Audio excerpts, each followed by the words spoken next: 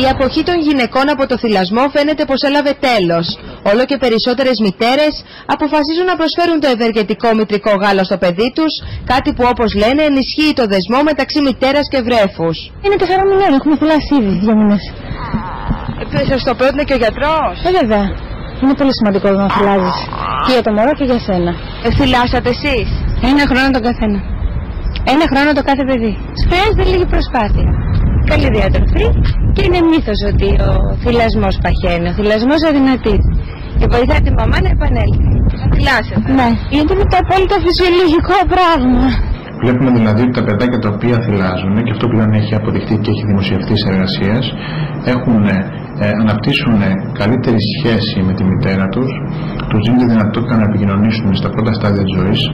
Πολλές είναι όμως οι νέες μητέρες που αναγκάζονται αμέσως μετά τον τοκετό να επιστρέψουν στη δουλειά. Σε τέτοιες περιπτώσεις, χρησιμοποιώντας ειδικές συσκευές τεχνητού θυλασμού, οι μητέρες συγκεντρώνουν και αποθηκεύουν το γάλα, το οποίο μπορεί να δοθεί στο βρέφος οποιαδήποτε στιγμή.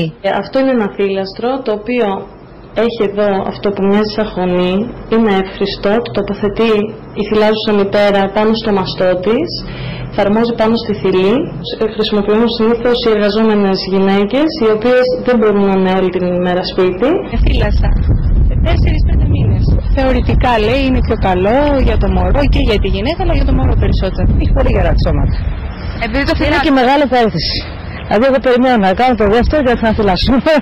Οι ειδικοί τονίζουν πως το μητρικό γάλα είναι πλούσιο σε βιταμίνες και αντισώματα και προστατεύει το μωρό από τις λοιμώξεις. Αυτά λοιπόν τα αντισώματα, μέχρι να αρχίσει να τα αναπτύσσει το βρέφος από μόνο του, τα δίνει το μητρικό γάλα έτοιμα. Συνεπώς ελαχιστοποιείται το ρίσκο του παιδάκι να αρρωστήσει.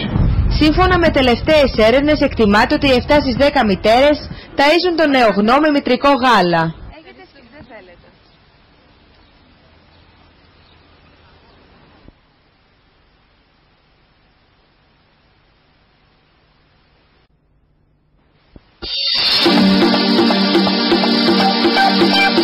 Κάνουν σεξ χωρίς καμία προφύλαξη, αδιαφορώντας για τις συνέπειες. Οι Ελληνίδες φαίνεται πως αγνοούν ακόμη πόσο σωτήριο μπορεί να αποδειχθεί το προφυλακτικό και πόσο απαραίτητη είναι μια απλή γυναικολογική εξέταση τουλάχιστον μία φορά το χρόνο.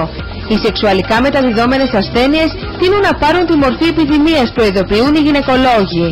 Κάθε γυναίκα οφείλει πρώτα απ' όλα για τον εαυτό της μόνο να προσέχει.